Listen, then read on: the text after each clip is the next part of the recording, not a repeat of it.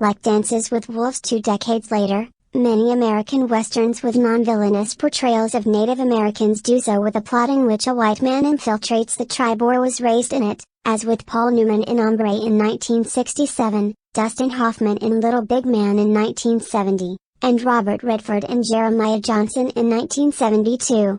In A Man Called Horse, Richard Harris plays a British aristocrat captured by the Sioux Nation. He survives when tribe members see worth in him. He takes part in their traditional and brutal initiations and eventually becomes their leader. This popular film generated 2 sequels. Airport marked the inauguration of the 1970s disaster film cycle, which eventually inspired the spoof Airplane. In 1980, the Airport formula included an ensemble cast led by Burt Lancaster and gripping situations in which one harrowing event gets compounded by another, in this case, a bomb on a plane and a blizzard. Airport was a giant box office success and nominated for 10 Academy Awards, including Best Picture. The shock ending of 1968's Planet of the Apes called out for a sequel, yielding 5 films in the original franchise before the more recent reboots.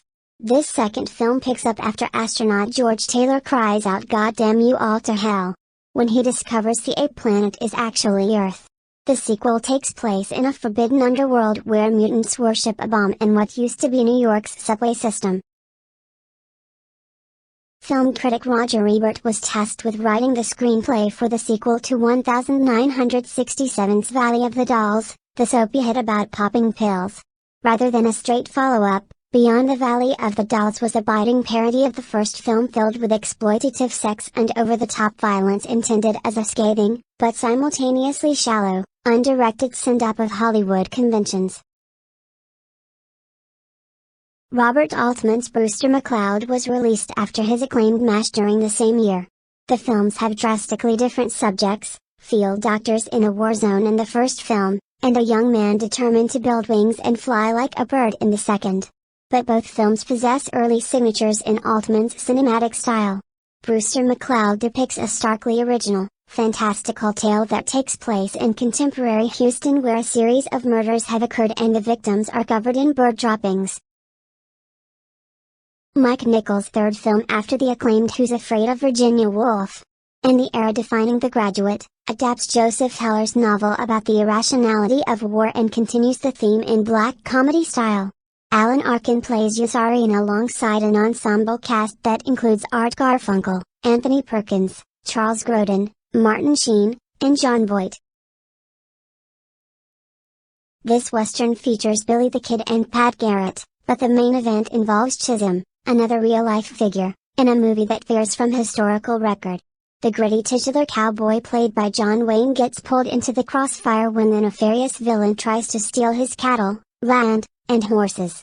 Chisholm is a sprawling western that returns to familiar themes of Wayne westerns where he plays a hardy man, good to the core, forced to deal with corrupt men because someone has to set things right. A fixture of the French film journal Cahiers du Cinéma, and a noted director of the French New Wave, Eric Rohmer's often acclaimed films were known for their intimate, observant portraits of modern relationships. In Claire's Knee, Rohmer captures the wit and romance of gazing with desire in the story about a man obsessed with a woman's knee. Critics found it delightful and charming. Cold Sweat is similar to Death Wish, the Charles Bronson mainstay on vigilante justice that came out in 1974. Cold Sweat takes place on the French Riviera where Bronson stars as a family man trying to leave his dark past behind with Liv Ullmann as his wife.